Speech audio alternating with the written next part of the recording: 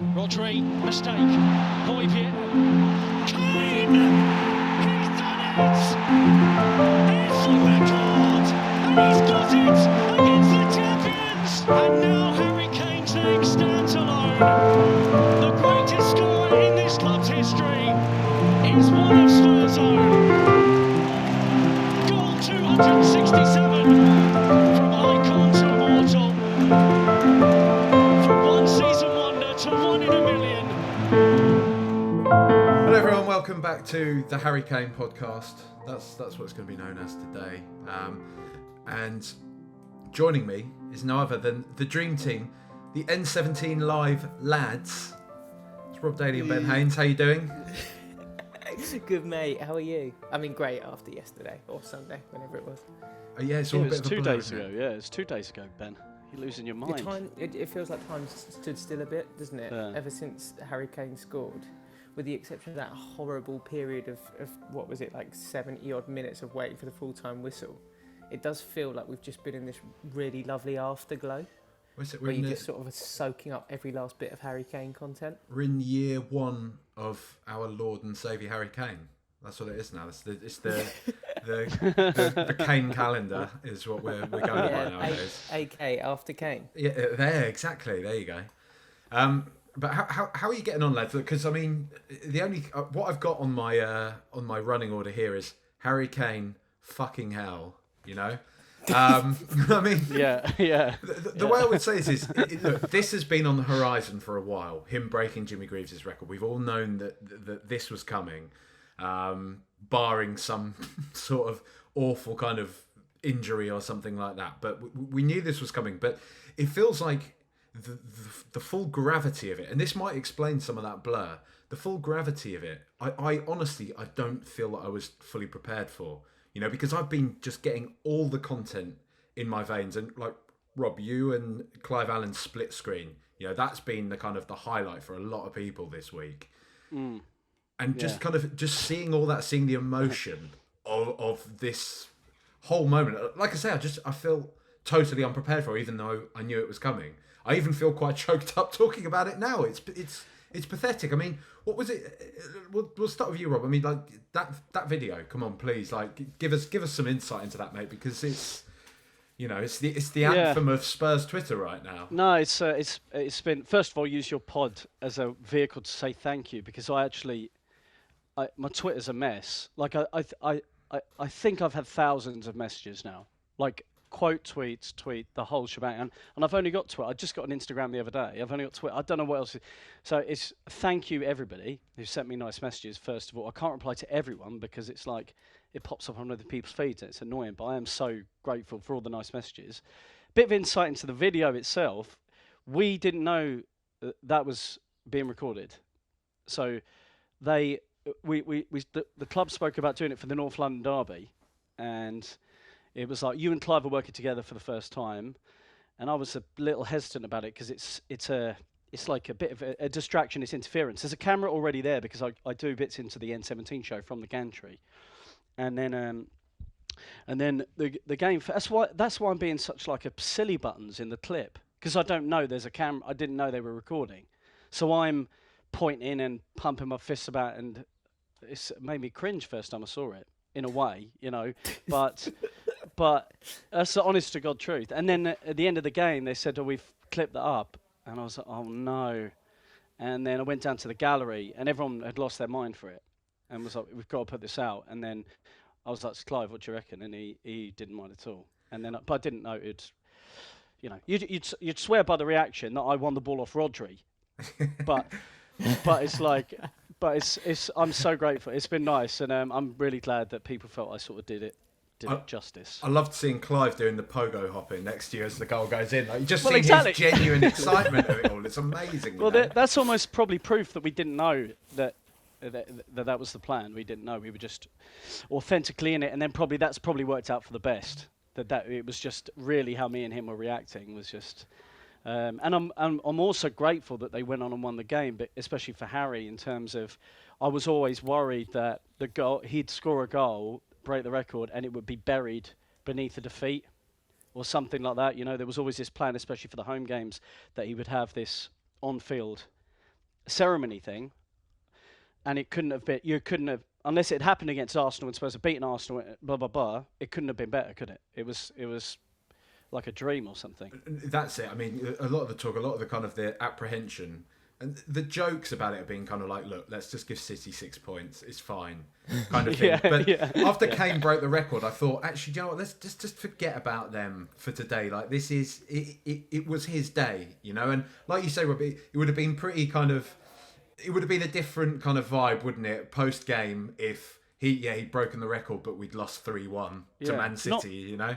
Not quite side note, but it wouldn't have felt the same. It was all perfect, and he was, you know, Ben and I spoke to him on N17 after, but you could just see he was so like giddy by his standards, just so happy, just like glowing with joy. And when he embraced Clive before we went on air, it was just so. You didn't see it on camera, but it was just so lovely. These two like iconic scorers for the club. Just Clive so happy for him, and Harry so happy to see he Clive. really was, wasn't he? It was nice, wasn't it? Yeah. Because this is what I wanted to ask you to is that did he seem different? Did it seem, because the thing with Harry Kane is, and this is partly what makes him so great. He is a man of few words, and he does seem to be the guy that he's just like, great, I've done that, but I'm looking to the next game now. But do you think in this little moment, in this instance, it seemed to really dawn on him what he'd actually achieved, right? I thought from his celebration you could see that. I thought from his celebration it wasn't the same kind of like jump in the air, do the little fist pump, kiss his hand, and then on to the next. It was kind of like he was just taking it all in, which is so lovely. I mean, it was, as Rob said afterwards when we chatted to him, he's usually, I mean, you know this, Jack, because you've done plenty of stuff with him in the past. He's a total pro.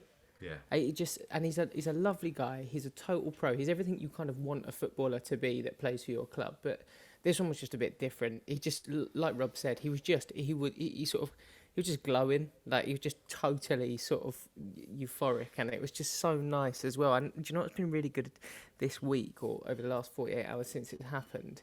There's been so many random little tweets that have just struck a chord with me, where it's been people saying like, there's been maybe 700 people with a Premier League winners medal. You could probably name, I don't know, a third of them, if that. But there's only been 3 players that have ever scored 200 Premier League goals. You know exactly who they are. I'm just so glad that he's getting that recognition, and there's not these like weird asterisks by it. Do you know what I mean? Some people are trying, but I think even that feels a bit forced, doesn't it? It does, you know? yeah. Yeah, I felt it like, I listening to your pod, Jack, actually, it was good on the way home. Like, football is about moments and like these reflective times where you can just like sort of bask in Kane's glory and not worry about all that other stuff that gets lobbed at him. I mean, he's just an unbelievable footballer, and it was just absolutely magic. I think anyone who was there, and even Spurs fans who couldn't be there and watch TV, knew that was just like a really special day. And I got the vibe off Kane. I think we had him on a couple of times, Ben. I know you've spoken to him more, but on the post match a couple of times maybe.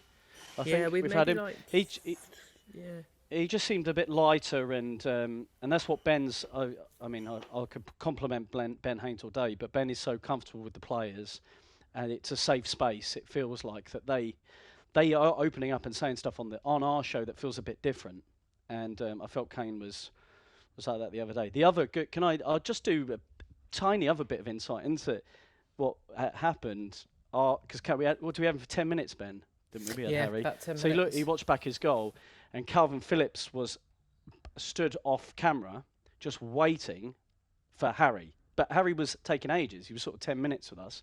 But Calvin just waited there and then just seemed to have such reverence for him when Kane went over and spoke to him. And you're like, oh yeah, he is the England captain. He is. You know, Phillips is at a team that might win the Premier League, but he's just like, not in awe. That was kind of special, wasn't it? It was cool, wasn't it? Yeah, it was very cool. And also, just I don't want to sort of go too deep on what he said, but there was the fact that Calvin Phillips is playing for Man City, who, I mean, whatever's going on at the moment with them aside, he's playing for a club that have won a lot in the last few years. And yet the way he was sort of like looking up to and talking to Harry Kane, and the way that Harry Kane was sort of talking to him as almost like leader, kind of bigger brother, maybe almost father figure was just. You could see it. It was cool. It's really Yeah. special. It was really Yeah. quite like, oh my god! Like, I mean, we all think of him as this absolute, as Rob said on comms, 1 in a million sort of thing. But you really start to realise that other players think of him like that as well. It's not just us. It's not just the media. It's like his peers literally think he is ridiculous. The boy, like, yeah. Did you see when Haaland was signing for City? I don't think it was him. I think it was one of his old teammates.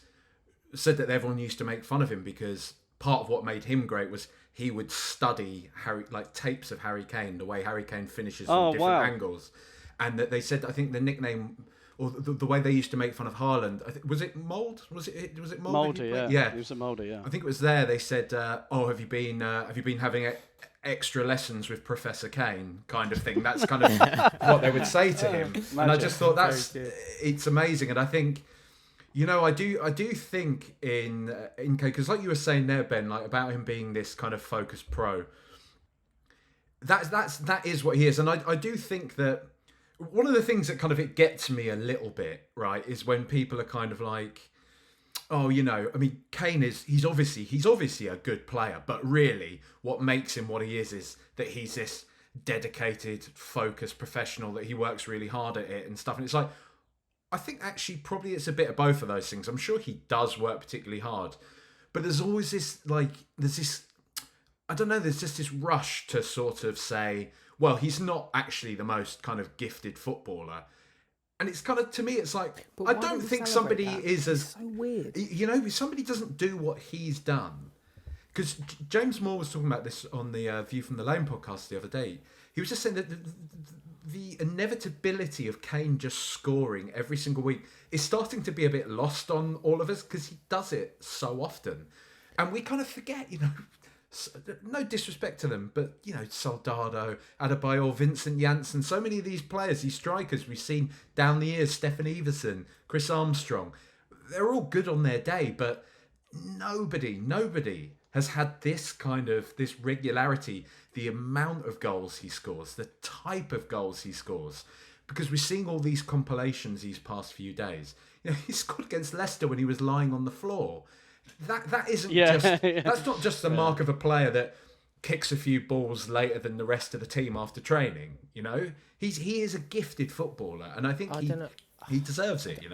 I just don't understand why I imagine it's probably because Messi looks so effortless in everything that he does, so that we sort of treat that as the bar or the barometer, that it's like, unless you're the GOAT, then you can't be appreciated by the wider football consciousness. But it should be totally celebrated. I mean, one of the things I was thinking about the other day is that because Harry Kane's done it only with Spurs, like because he's got his record with Spurs and there's not this kind of like blurring of the lines, it's almost like I think for the longest time, you and I have spoken about this a lot, Jack, we almost feel like we have to go into bat for him.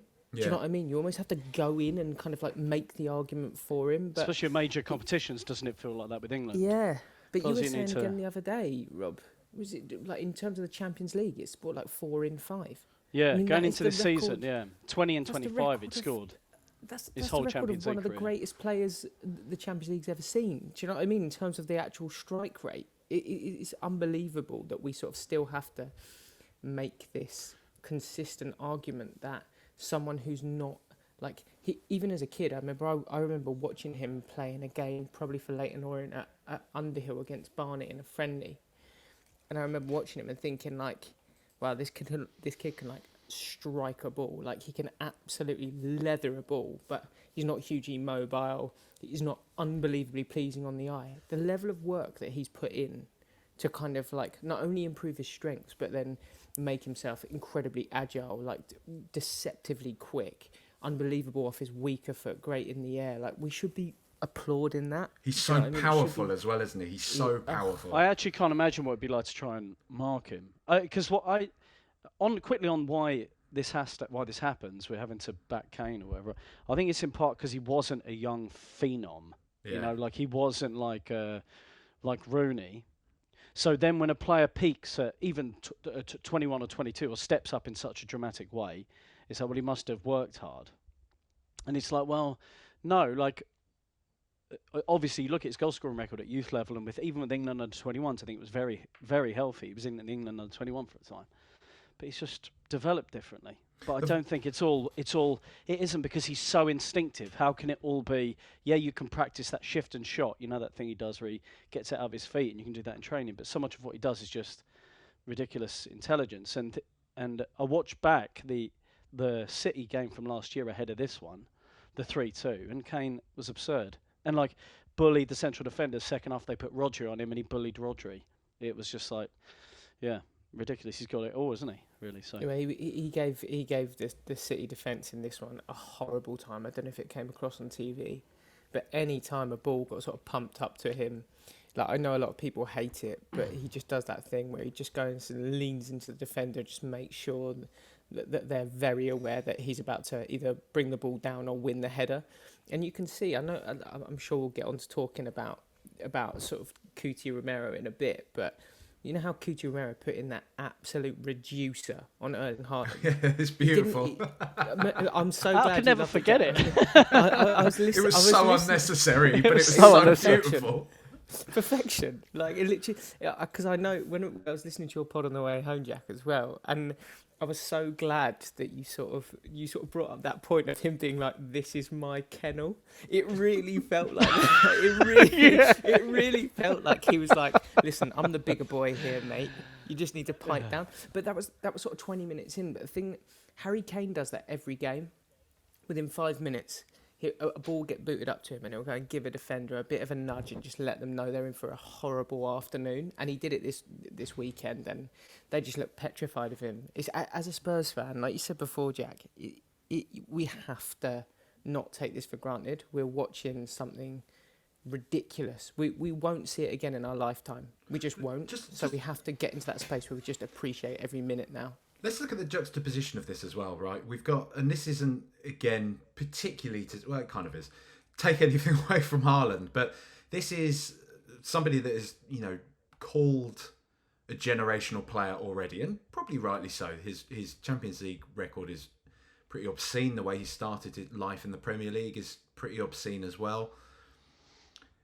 And you would look at him now and think, okay, well, if Real Madrid want to buy him now, that's £200 million to buy him. But when you see him on the pitch yesterday, and you see Harry Kane yesterday, you even see Harry Kane at, not this year, but the Etihad last season, when he absolutely ran the show. And you just think, as if we're still in this place where we're having to qualify the fact that Harry Kane is very good. He's one of the greatest. There's just that poetry as well of him becoming our record goal scorer the same day he joins the 200 club in the Premier League. Yeah. Only the third player to do that. There can't be any doubt. There cannot be any doubt about what he's done simply because he hasn't joined Manchester City and won a title with them. That doesn't make him any better a player that he's just gone to join another team that spends far more money at that point on winning titles and everything like that, which is coming back to bite them at the moment. But we don't need to go into that one. It's just it's this fact, and it's just boring, and I think it's one of those things that, as we're sort of saying, Ben, we just have to bask in this now. We have to bask in the fact that we're witnessing history, because there's every chance. And we did say this about Jimmy Greaves, so you have to be careful, but there's every chance that for the next 100 years, 50 years, nobody's going to break this record. Because you'd imagine he's going to end on over 300 goals for Spurs. So it's... Greaves' was 53, wasn't it? 53 years. And I think that's what I like about the stat in general, that it isn't... This is what I was going to ask him, actually, Ben, and I didn't ask him this. Was like, it sometimes football is a bit... It started in 92, isn't it? It's a bit the 200 Premier League goals, and where there are players who in the history of the top tier have scored more than that. But what I like about the Spurs stat is that's in the entirety of football. That is actual, that is such history. And I think, and I'm sure, look at someone like Clive, who we did the commentary with, who's pre-Premier League era but scored 49 goals in a single season for Spurs. It's like, these numbers are ridiculous, and it's all relative, isn't it? At the time, that was the standard, and that was the level, and so it's just as valid. So I think that's what I like about the stat. can I quickly talk about the Haaland that Romero thing quickly, because I've seen a bit of like, that put a bit on Twitter like about that put the frighteners into Haaland and then he sort of disappeared. I don't really believe that, because Haaland gets smashed about, elbowed, and still scores. But I think it was a warning from Romero about trying to drop off, because Guardiola was talking about how he wanted Haaland to evolve and become more like Kane. He was talking about this as well. And that seemed to be a bit of Haaland, I'm going to drop into the space and try and link play. And Romero went, no, like that. don't even think about it. You try and do your normal thing. And no of all yeah, time. it was just like that's what that tackle said to me in a way, about don't even think you can operate in this area of the pitch. I will come and get you and stop you, even if it means sort of booting you into the sky. You know, Mate, Rob, I know I'm the same as you. I've sort of watched this on social over the last couple of days, just in terms of people's take on it, and I really think people overstate with Cuti Romero his discipline record. He's been sent off twice for Spurs since he got here. And in terms of his actual bookings this season in the Prem, I think it's 4 or 5. Like, it's not. That was before the weekend. So I think it goes on. But I think since the World Cup, he's come back with a bit extra fire, hasn't he? I mean, he could have got sent off against.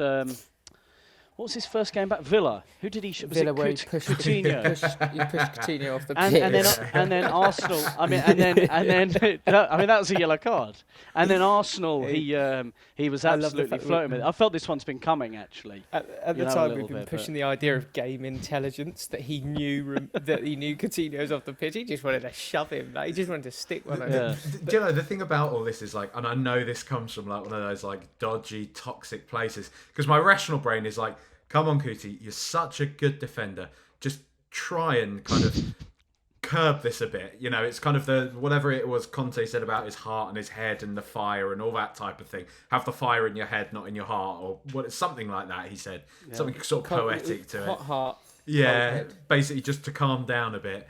Yeah. And you but kind that of like worked. Stop whacking people. Didn't that work, Jack? I felt like the when Conte said that last season, that did work. It like, did for a bit, but now he's back, isn't he? Like, it's like, it worked for a time, and you can tell Romero's just probably thought like, "Fuck that," you know. I'm going for it, and like, even though I have that groan about it, that like, oh, he's gonna get sent off. Please don't. I can't help but just be a bit like, go on, you know. When you see him getting Haaland, he waited. Yeah. Especially on Haaland as well, you know, 87. because he pushes people about, like he gets away with it. 100%. Yeah. And Ref was a nightmare, wasn't he, by the way, at the weekend? Oh, Ref had a oh Western my Super, God. didn't he? Andy Absolute disgrace. Wow. Abysmal. Yeah. It was a stinker, honestly.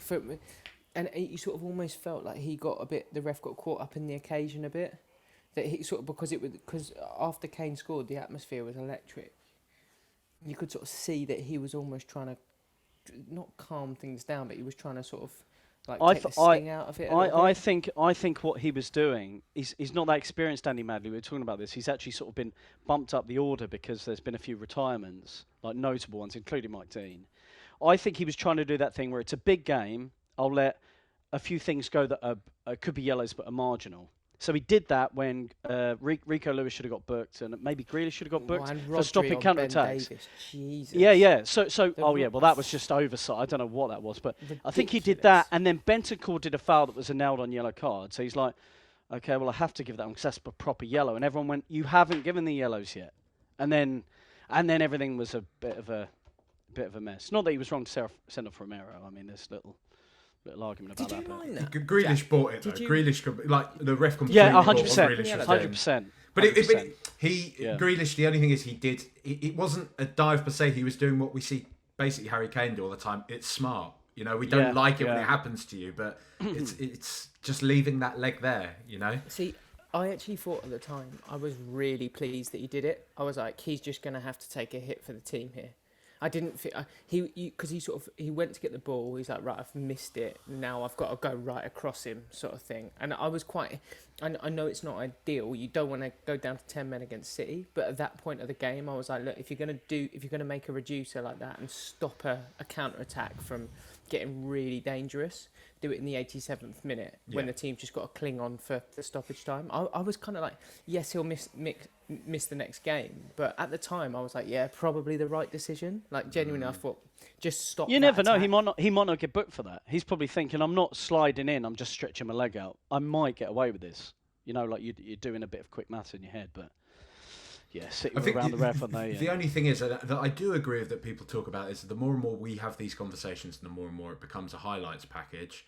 It probably plays into referees thinking as well. Oh, that's that Romero lad. He's dead. That's a really 100%. good point. 100%. That is 100%. a really good point. Yeah, That's the like I say, the Granit Xhaka effect. joking in the moment exactly side. That's the bit that does bother me. But one thing I wanted to ask you two lads is that, because we have sort of spoken about the fact that Harry Kane's kind of greatness isn't qualified in the way that it maybe should be, because what has he won and all that type of thing. It feels though right now, and it's felt this way since, let's be honest, the Pochettino era, that the club is really, more than I've ever known it, that it really is teetering on the verge of something massive. And Matt Doherty himself, he said that in his sort of, his goodbye to the club and everything, just saying that it was to that point, he was just like, just wait and see, like big things are going to happen for Spurs.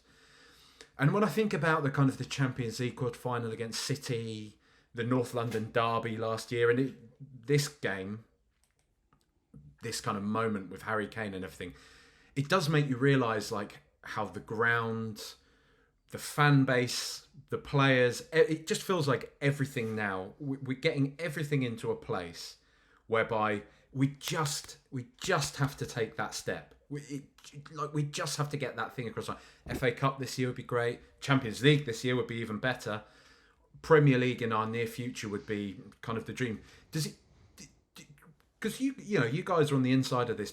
Is that the sort of the noises coming out from the club? Does it feel that everybody is kind of, they are conscious of the fact that they haven't got it over the line yet, but we're so close to it. We're so close to it. Well, I was looking at like even the bench yesterday. I wonder, is that the strongest Spurs? I can't remember a stronger matchday squad the Spurs have sort of had. And I know people wanted more players in the window. Well, some did, so whatever. But I feel like the building of the squad has been pretty smart and steady, and positions are just incrementally being improved. Like I was looking at the bench, going, that is way stronger than 2 years ago. That's way stronger than 4 years ago. Because he had like but Rob, wouldn't you Richarlison. even say it's way stronger than maybe like 2 months ago? Yeah, and there will that's be the other injuries. thing There will be injuries and everything. But yesterday was sorry, I keep saying yesterday, but Sunday was the first time that I've seen a Spurs team that had Bentancur, Kulusevski, Romero in the team, and then had 4 or 5 options off the bench. Felt as if there was the ability to do something with, if things had kind of gone a little bit south and he needed to mix things up, or Stellini wanted to mix things up, he could have done. And equally, we saw late on, Basuma come into the middle of midfield and Spurs go to a 3 in midfield. We haven't had that. We haven't had we just need a little bit of luck. We just need people to stay fit for more than a couple of months and put a bit of a run together. that first trophy is massive, isn't it, as well? I mean, yeah, huge. I think the FA Cup this year, I really, really think the FA Cup this year could be one that I think we as a fan base need to really buy into the idea of Spurs winning the FA Cup this year. Because if we get a good draw in the next round, suddenly you're in the semi-finals. I'm not writing off Sheffield United, I'm not writing off Wrexham. Wow. But on paper, we should be there. Do you know what I mean? And then you're just a good draw away from the semi-final. And why should we be afraid of Man City? We've got the edge on Man City. Pep Guardiola seems to just do something crazy anytime he plays Spurs, because he just got this weird sort of like blind spot with us. I just think the FA Cup could be that thing that just is the first domino. And you never know. Look at the way AC Milan are playing at the moment. You get through that and get a good draw in the next round of the Champions League. Suddenly, it's the thing that I thought about Chelsea when they won it. I don't know if you remember, when Chelsea won it against City, they were having a stinker of a season. They were having a really sort of ugly season. And then they just started getting through the games, and before you knew it, they were like, oh, we can win this. You know, why can't Spurs put themselves in that position? You know, I think sometimes you can get drawn into what the Premier League table feels like such a focus, and because it also affects next season, and it feels like your future. So you're looking at it and going, Spurs are outside the top 4 at the minute. Oh, that means no Champions League next year. And you're psychologically you can go so far down the line that you ignore the fact that Spurs are in 2 cup competitions, one which appears winnable, and the other you can dream to win. But Spurs have got to a final in recent years when the team was not at its peak. Like this is, and I think maybe moments like Kane's goal at the weekend is a good one for like a bit of what you were saying, Jack, about like sort of drawing you into the present. Like there's 2 trophies out there for Spurs to win now, and I think the FA Cup excitement is going to build. I think like you can see that the way people are talking about the FA Cup amongst the fan base, that with the field opening up a little bit, Chelsea and Liverpool are not that good this year, but Arsenal being out as well, having the edge over City, there's an opportunity. Well. Newcastle, there's an opportunity. It's funny, isn't it? Because I feel that the focus, because we hadn't made the Champions League for so long, really. A lot of the focus was on that. We have to get that top 4. We have to do it, and it's not. I love being in the Champions League. To me, it's the best football going. But because we have kind of been there, done that, for want of a better word, I think now suddenly that appetite is like, go on, let's have the FA Cup again now. Come on, it's our trophy. It was our trophy always, and we've kind of lent it to them down the road for the past few years. So can we have it back now? Because it's I don't know. I don't want to start talking about magic, those cliches about the FA Cup, but it's Rob, like Ben and I worked on this series, Year of the Underdog, a few years ago, going up and down the country, going to all these kind of, small grassroots stadiums and stuff, and just seeing that kind of the impact that the Cup has. And wasn't it funny, Ben, like that one year how we did it across from the 7th tier from Haybridge Swifts up to Wembley Stadium, and you just see the not just the stature of the club's grade, just the competition and everything, the buzz across every single round, and it just made you think like, God, this is something pretty unique. The fact that in theory one of those 7th tier clubs like Haybridge Swifts could get to Wembley. That is possible. And I really want to. When you look at last year and you look at the time of the year that Spurs peaked, I really want to believe that this is going to happen again. That if we've just got the fitness levels right at the right time of the season, and we've got the squad depth right at the right time of the season, and you kind of get through this next 6 to 8 week period intact and with momentum, the business end, the business end is where it's going to be, where it's obviously going to be won and lost. But this window of time in the Premier League is always so crucial, because they're just Champions League coming back. There's so many games. I mean, I look at someone like Man United, for example, right? So someone that people might say, oh, you need to worry about them in the FA Cup. And Rob and I were talking about this yesterday. Man United have got to play Barcelona twice. And I think they've got to play Liverpool, and they've got to play the League Final in the 3 week window around their FA Cup tie with West Ham. At some point, they're going to have to drop off in that window. They're not going to win absolutely everything. And I just think if we can get it right at the key moments this season, it just kind of, you sort of want to start, like Rob said, you want to start looking for signs. Things like Harry Kane getting the record this season. Like, we've got to start buying in to that idea that this is our season, so that it becomes a thing. Just in the same way that we're talking about Romero's yellow cards becoming a thing, we've got to kind of like make it a thing. Like, oh, okay, maybe it's going to happen this year. Try and work for Argentina. 100%. Rob, just a quick one before we move on. What's his best goal for you, Harry Kane's? I really liked the long range one against Chelsea in the 5-3, where he holds off. Is it Oscar? Oscar's like nibbling, and then he just holds him off and shoots from distance. And I think he's spoken about how that game was. He scored 2, assisted 1, won a penalty which he didn't even take. I think Andros Townsend took it. That was a game, I think, where he realised his level. that he was. I think it's where everyone did. It seems to be where premium. everyone went from. Yeah. Oh, this is an academy kid having a hot streak to, oh, actually, he's a proper player. Yeah, you know. Yeah, I think it was for him. I think he said that when he's interviewed Defoe on the website or something. I think he said that game was the same for him. Yeah. How about you, Ben? Do you know, I can't. I tried to do this the other day. Do you know, Dan did his list, Dan Kilpatrick did his list for the standard.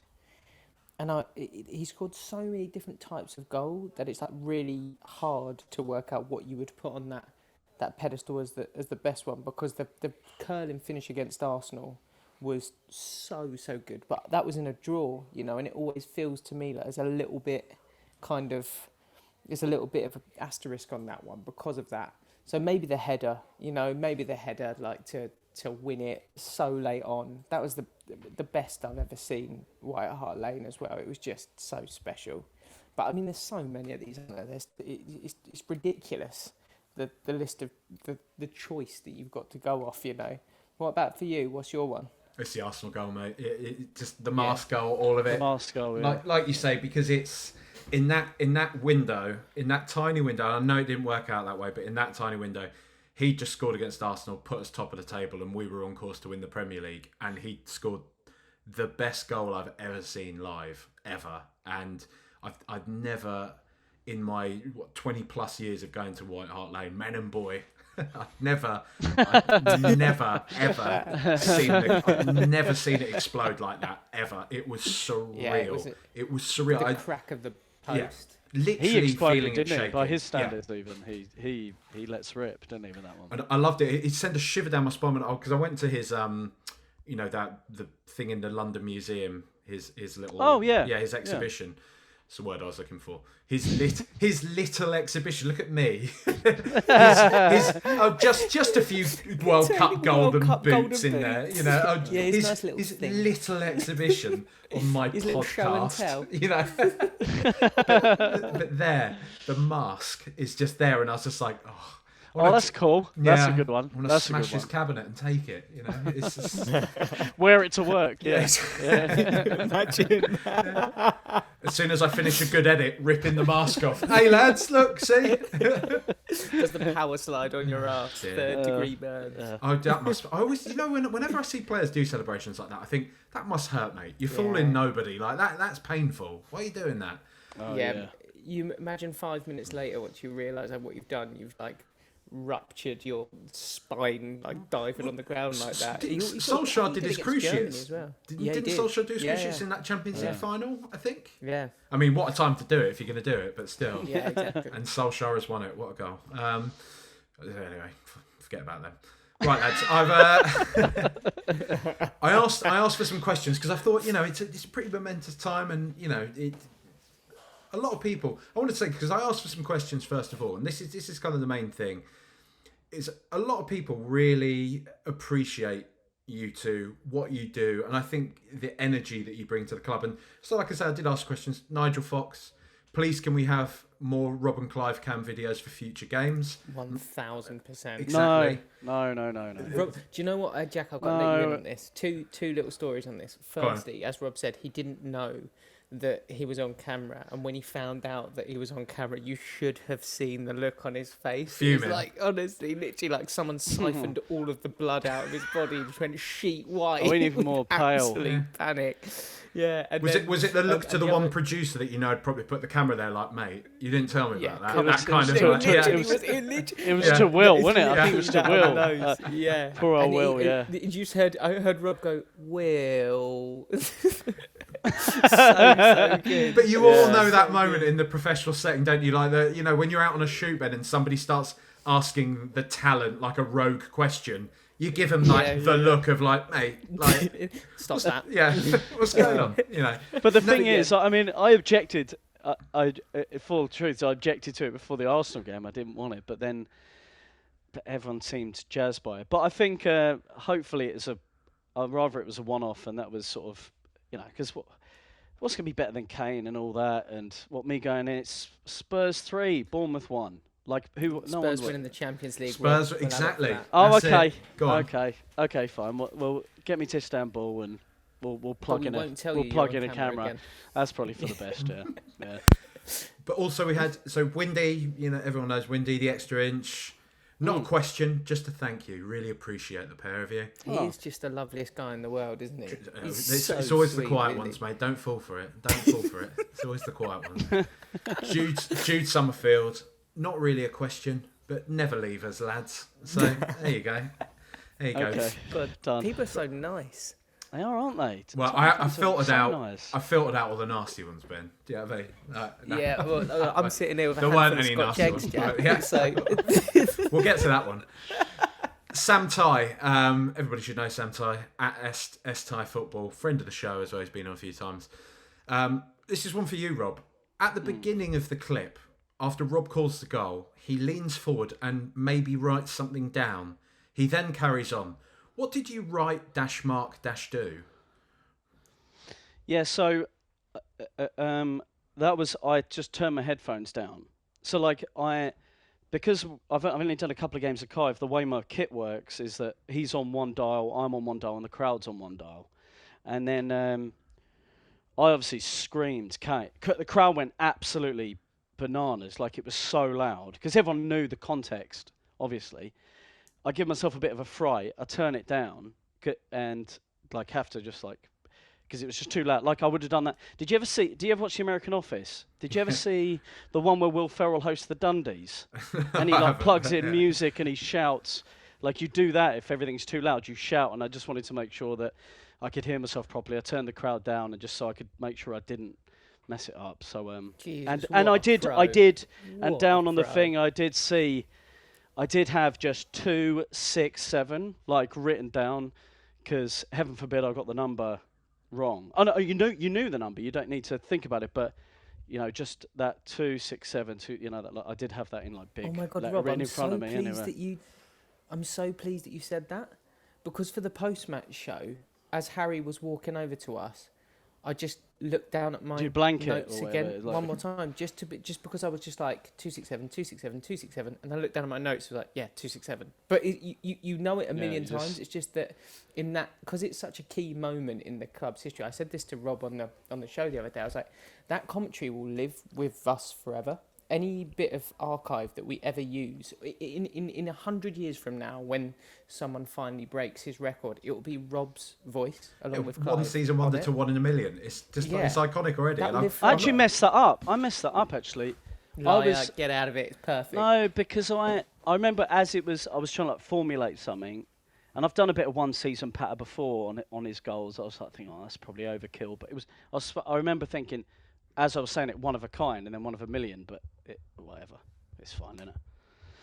It's brilliant, mate. It's brilliant. Yeah. Don't do it to yourself. It's good. It's I know. Fine. It's brilliant. I know. Yeah, it'll do. Paul King asks, which of the players are you on first name terms with? And that's to both of you. So. None of them really for me. sad? It's Ben. Ben's the buddy. Ben's the buddy boy of all the. Nah, I'm really not. Malsey, isn't he? Malsey, actually, it's Malsey, really. Oh God, Malsey. Malsey's actually just their mate. I mean, they love Malsey, and people will come back. Ex-players will come back, and as soon as they catch a glimpse of Malsey, they light up. You're so happy. Uncle Malsey. He is like that, mate. He is like that. Yeah. I've got a great story for you about this.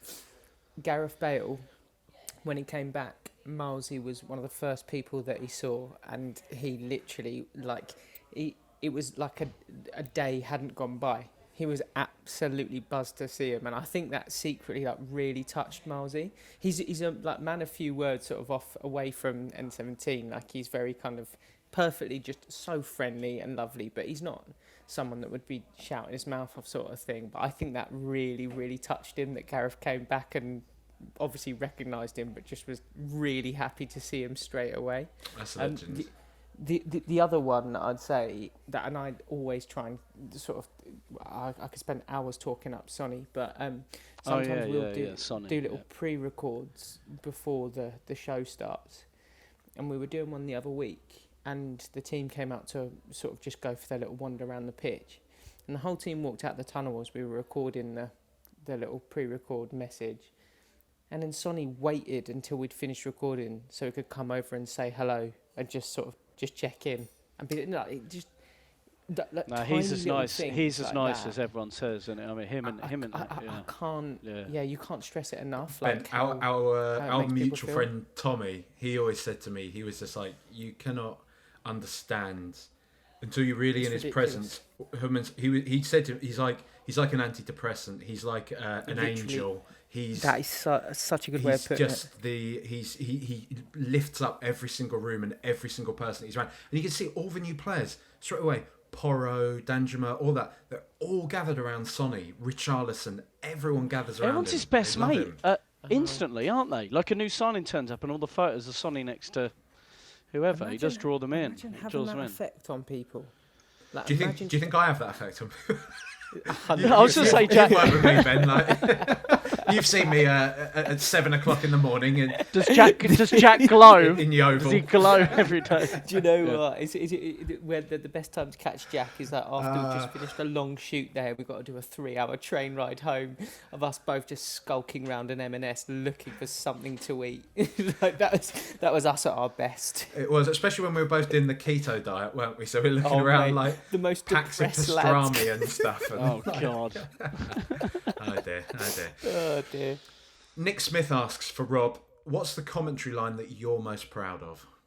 I don't know. Probably that on Sunday. Now I didn't come away from the game thinking but when I did it, it was particularly. I couldn't particularly amazing, but I probably is that now. Having watched it back, I also did Lucas Moura legend. Lucas Moura, Tottenham Hotspur legend, when he scored, and I remember coming off air and feeling a bit sick and like, it's overkill. I've like gotten way too big there, but actually that worked.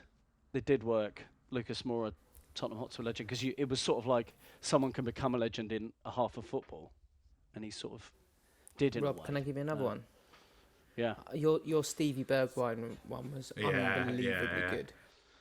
Yeah, again, I came off air worried about that because I thought I basically blacked out. I think I spoke to you about this, Jack. I think on the last time I was on. I basically sort of blacked out, and then I came through to the gallery, and they were all laughing at me, and I was like, "Oh my God, what have I done?" And then they played it, and I was like, "That makes no sense," but it did sort of work, and people like that one too. That was lovely. Yeah, it's sort of been a similar reaction, I suppose, to this one, to the Flying Dutchman shebang. Yeah. So we've had Ricky at Ricky TFC, Ricky from the Fighting Cock, has asked for Ben. Supporting and working for Tottenham, how does it affect your mental health? How do you find separation? Do bad results - bad form affect your job in any way? Also, how many mini Scotch eggs can you pop up your bum? We'll do the first bit first. That's a good place to start, right? Yeah. So what was it? What was the first question? Like, how do you find doing the? But just where do you get the separation, mate? You know, because Spurs fan like, working at really Spurs. Yeah. It's a lot of people's escape. You do right? struggle, Ben, don't you? I mean, I see it firsthand. I take it pretty tough. Yeah, because I don't. When we're at home, you want so badly for it to go well, and it adds on this other edge because you know that with every big win or with every good win, our fan base is like any other football fan base, but I think we can all be aware of the fact that we have a tendency to go quite big one way or the other. When things are bad, for some reason, they're a disaster with us, and then when things are good, like all is right with the world. Maybe that's just every football team, but you just want so much for us to win, and I wanted us to win when I was just a fan as I am now. But now I'm like every match day, every home game, I'm just sitting there, my body's tense for the entire 90 minutes. Like the other day was just when we got down to seeing 5 minutes of stoppage time come up, I almost couldn't watch it. So I do have a really, really hard time sort of separating it. And on days after we lose, one of the best things, I can sort of crawl up your ass a bit here, Jack. One of the best things on the days after we lose, I feel like I listen to your pod for therapy. I listen to it on the way home, and I'm like, by the time I get home, like all's right with the world again, which is nice. But I find it really, really tough. It's funny. It's funny coming down like. Going to Ben, how are you? You know, like pitch side after the game. say like after a home loss to Villa or something, and then but Ben is such a pro, and we're not like happy clappy on that show, are we, Ben? Like if the team loses and things have been bad, we don't do this like try and put a massive positive swing on anything. We just sort of analyse it as best we can. But recently I did see Ben like rejig the phrasing of something he was going to say in real time. Funny. I could see the clocks, like the cogs turning in his brain, and just going, how... I was like looking at Ben going, how are you going to word what you're about to say? Rob, was that after we lost to Villa? I think it was Villa, yeah. I It was think like it in might have been real after time. the I just Villa saw game. you were cocking your head to one side as you were talking, but you did it. But we don't want to... I think that's sometimes why like the stuff's well received on the club channel. Like we don't just do this like, I know they lost, but wasn't this great and wasn't this great? Like we've never done that really. And if you want somewhere to wallow, there are podcasts for that, aren't there? Like Yeah. No offence, yours. Jack. Yeah, and also which is therapeutic. Which is therapeutic, you know. In the interest of honesty, I'm going to go with 5. So you went to Tesco then, mate, after the question was asked. Charlie Parrish asks of the Hometown Glory podcast as well. For Rob, so there's a question for both of you here. For Rob, is there an iconic Spurs moment that you wish you could have commentated on? And for Ben, I like this one as well. Which Spurs player do you think would be the best value to go for a curry with? I wasn't at the club for the final game at Wild Lane. I mean, that would have been obviously. There's if you want to go back, Gazza's free kick and UEFA Cup finals and all that jazz. But sort of that final game at Wild Lane, I watched that back and go, wow, that looks unbelievable. From ceremony, with all the figures from the club and everything. Probably that, I think. Curry-wise, Paul Robinson. Curry-wise? Mate, he's been catching a lot of strays this week. You know that. What did you say? He's been catching a few strays this week. Who has? No way. Yeah, Was he? Robert. He was a bit naughty on Twitter.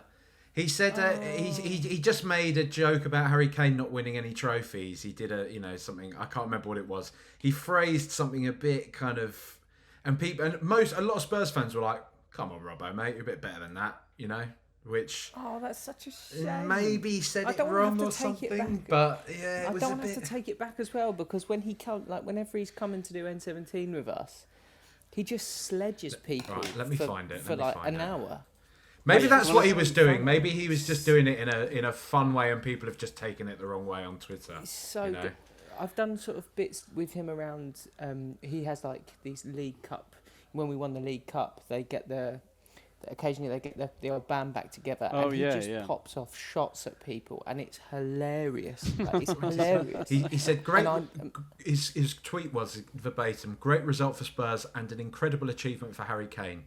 To score so many goals in a team that's never won a trophy is outstanding." So, if it was someone who takes the mick all the time, then it could just be, I don't know, it could just be clumsy. Like it's sincerely I'm going to say I think people are being a little bit overly sensitive. He's talking about how good Harry Kane is. I think he's making the point that Kane has achieved this whilst not playing for Manchester City. I think that's the point he's ultimately making. And have I missed any glaring ones, just in terms of the curry? Well, we've spoken about Sonny, haven't we, already? So we know all right, Son's a good guy. We get that. We know that bit. I tell you what, Clive's good.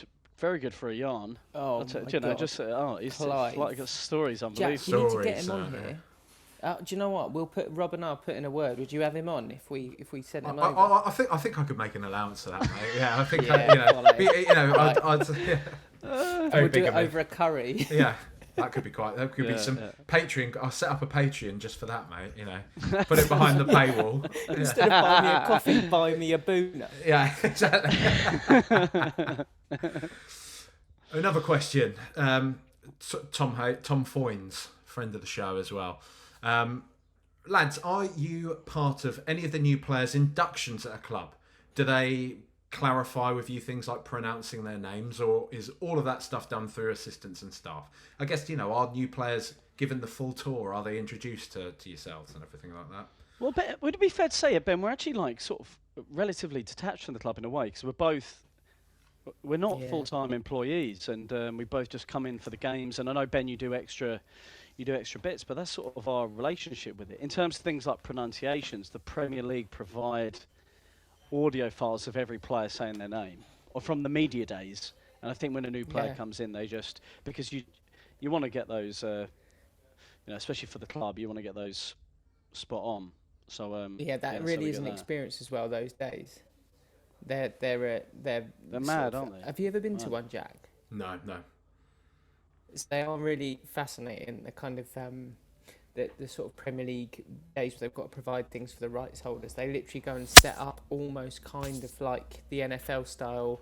Everyone walk around and go. Is it like that England day we did?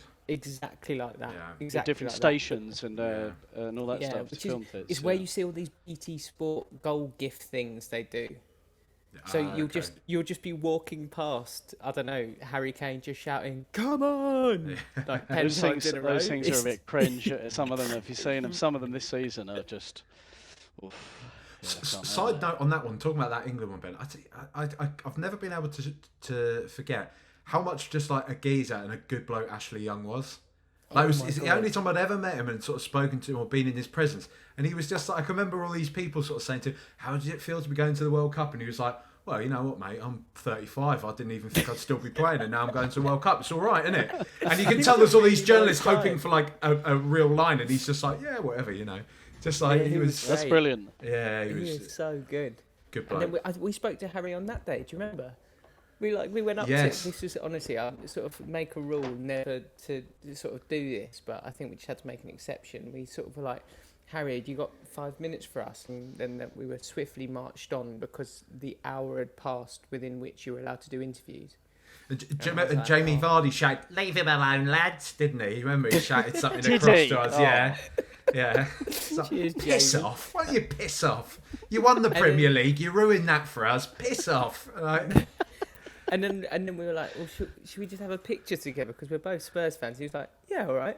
So we just got this really lovely picture of the three of us, just all standing together. That's brilliant. No interview, but that was just more than enough for me that day. It was lovely, wasn't it? Yeah, it was good. And Stuart Pearce just, not talking to you. When we wanted to have a chat to him. We were like, fair enough. That's about as Stuart Pearce as I'd imagine him to be. So, fair play. Do you remember what he said? We said to him, we were like, "Look, Stuart, you're away for a long time with these England camps. Like, do you sort of ever worry about the players, like how they're going to keep themselves entertained? Like, what did you do?" He's like, "Well, I had my personality," and then just walked off. What an answer! What an answer! So brutal. Just that walked is off shot. That is extraordinary. We're still recording. So just, amazing. He disappeared off into the sunset with his personality. Just a quick one to close, lads, because I don't want to. I'm conscious of taking up any more of your time, but it's a really nice question from Molly Chiba. She says, "Sorry if I'm asking a question that's of a very different perspective to many other people, but with your current work, if you were to pass on a kind of legacy to younger people in the coming decades, what advice would you give to them?" Oh dear Lord, Ben, do you have one? Yeah, it's a nice easy question. one for me. Make sure at the end of the day, when you finish like a long day where it's absolutely sort of like battered you, whatever it is that you're doing, make sure that you finish the day and you sit down and go, "I can't wait to do it all over again," because if your job runs you into the ground where you're kind of like almost don't have time to come up for air, it's got to be something you enjoy doing. Because if it isn't, it's not worth it. If it is, then it doesn't matter how much you get paid to do it, it will still be the best thing that you do. Yeah, even in this industry, you end up, moaning about things. I mean, me and Ben can have a good moan about stuff at the best of times. Yeah, after Spurs lose to Villa, you mean? yeah. But like, you are eternally grateful, and I think as long as you absolutely love it, I think it's abundantly apparent how much I like football.